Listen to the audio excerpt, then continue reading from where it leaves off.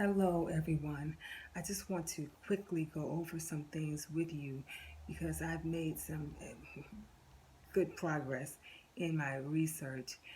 Some of you might not want to hear it, so you might as well keep scrolling.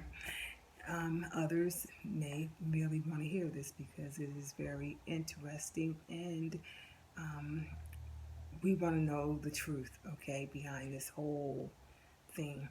And I'm telling you right now, it has a lot to do with us. It does.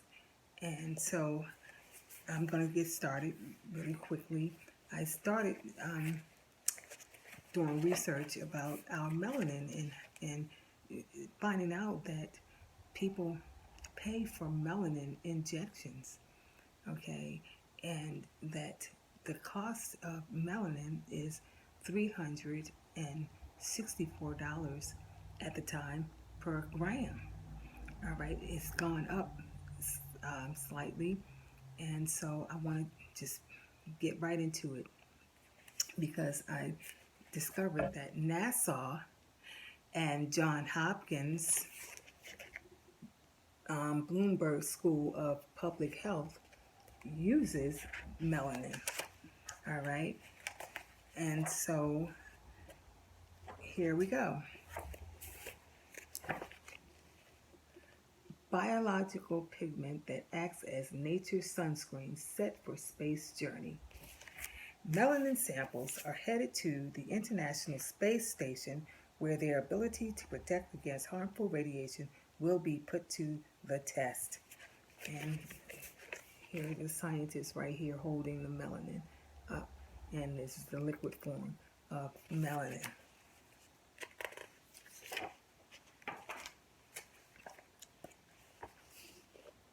Here they are. Vadamas Cadero and his research collaborator Quigley Takis hold samples of melanin derived from Cryptococcus neoforms, similar to the materials that will be sent into space. November 1st, 2019, so remember that date because this is when everything just kind of started getting rolling, okay? When the massive Antares rocket lifts off from Wallops Flight Facility on Virginia's eastern shore on Saturday morning, it will carry with it a payload of tiny fungus-grown biomaterials. Okay?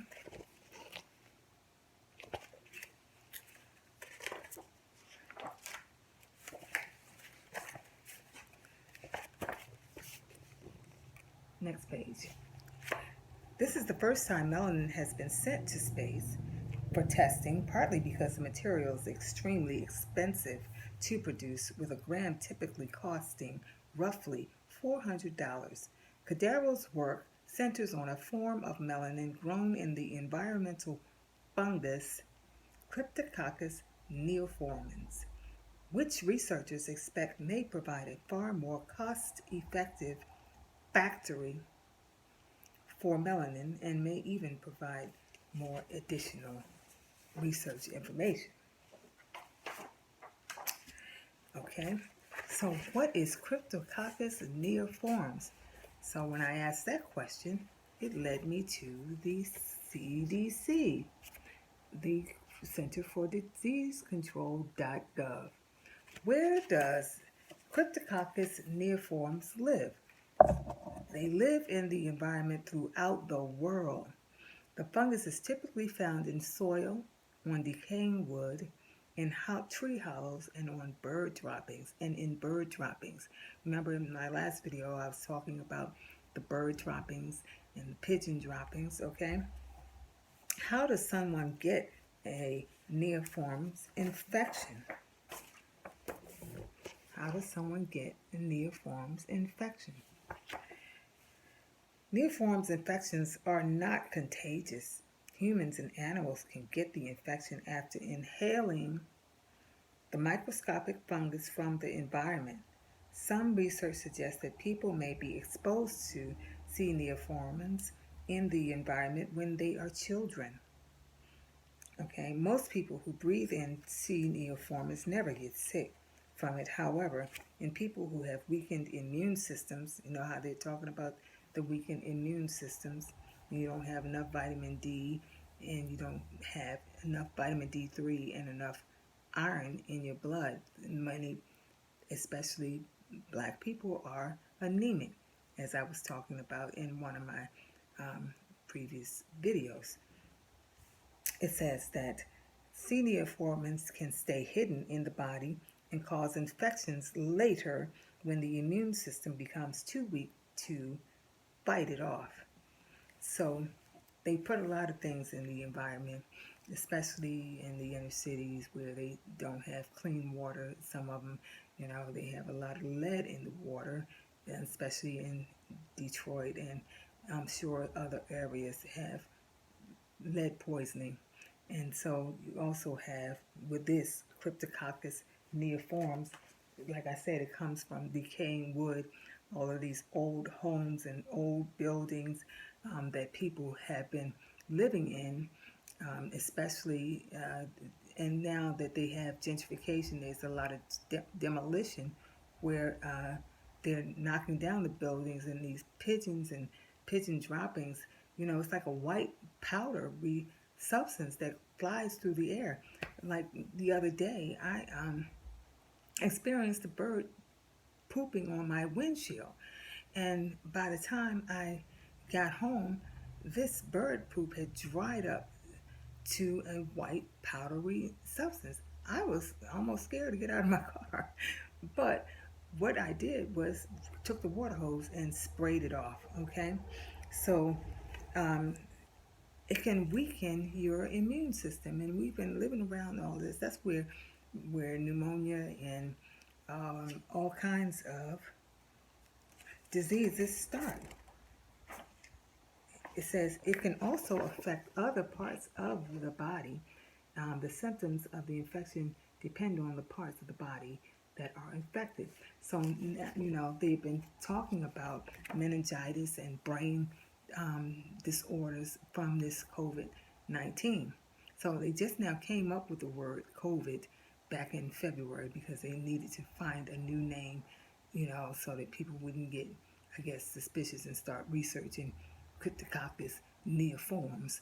And, you know, but all of this is like a diverse amount of different coronaviruses, okay, that affect your lungs and affect other parts of your body. And so it says that in the lungs, Cryptococcus neoforms cause a pneumonia-like symptoms. And the symptoms are often similar to those of many illnesses that include cough, shortness of breath, chest pain, and fever. This is on CDC. Cough, shortness of breath. What does that sound like? Okay. And so as I went on with the website, there was a video. And when I tried to press the button to play it, it wouldn't play. And it just kind of flashed. And look what it flashed. It flashed a black man's hand. And so I was like, what is this about? And so it flashed the black man's hand, okay? And so I was like, okay, I need to play this video. So I had it sent to another one of my emails. And when I did that, look what happened. Okay, there's the black man's hand. And then it says, melanin is nature's sunscreen, but can it protect people in space? So they're doing some research on us, and they've always done it for many years. It's called Melanin conferences or pigmentation conferences now, and it's done throughout all the researchers around the world. They meet and have a conference study about our melanin. Okay, scientist Radames Guederos wants to know more about melanin's life-saving properties. It also may protect against X-rays and particulate radiation, real threats to humans and equipment in space.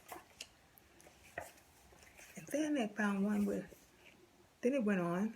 See, I'm just screenshotting the video. It says melanin. Here's a black woman that she probably has no idea that they're looking at her. It says melanin is a dark pigment that protects the skin against ultraviolet light. This November, melanin samples will be sent to the International Space Station. There, astronauts will use robotic arms to place melanin samples outside. They'll then measure melanin's radiation shielding ability. If the results are positive, look for a black melanin coating on future spacecraft and spacesuits.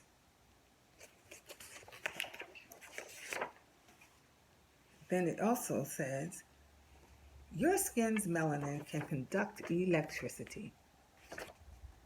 The pigment could coat electronic implants. So they're looking for melanin to do all types of things, not only to inject it in order to protect them from the sun, they are looking for it to coat implants that they're planning to insert. And so this is, right along with everything that has been discussed but disputed. But now I'm showing it to you on a website, John Hopkins and NASA, okay? So you can't really dispute it, okay? Bloomberg School of Public School of Health, okay? So you can't dispute it now, all right? It's no conspiracy theory. This is what they're doing. This is what has been done. So I guess the research has been finalized, and so now they are coming to get some melanin that has been grown in these cities and places where there's a whole lot of demolition and a whole lot of old buildings and old, a lot of these landlords have not taken care of their properties. They are called slumlords. And so they know that they have buildings where birds kind of like just habitate inside of these buildings and these bird droppings and all of these things. Okay, so I just want you to do your own research. But I think that I started you on a good path, because everything that I do it, and I ask the Father to give me the insight, and I don't want to put anything up that's going to be, like some type of conspiracy theory. I'm not into conspiracies. I'm into the truth, okay? And so also I want you to check your cell phones because it's something called specific absorption rates. And you can find that on your cell phones. These specific absorption rates have not been checked since 1998, okay? And the World Health Organization, the CDC, are supposed to be keeping up with this radiation checks, okay? So radiation, the melanin, all of that has to do with all of these science projects that's going on, all right? So stay away from the bird droppings. If you see something on your car or wherever, don't try not to step in it. Get some water, wash it off before anything. And also make sure that your chicken, another thing, the chickens that they are saying that they have to get rid of, the chickens, I don't know whether they're getting rid of them or sending them to the poorer communities. But anyway, the chickens have been affected with this Cryptococcus neoformans, okay? And so a lot of these plants, that's why people are testing positive for COVID-19. They're so certain that they are testing positive, even though the tests are coming back false positive, false negative. They're sure about it because they've been doing this Cryptococcus neoformans study for years, okay? So just make sure you wash your hands and just be prayerful. Thank you.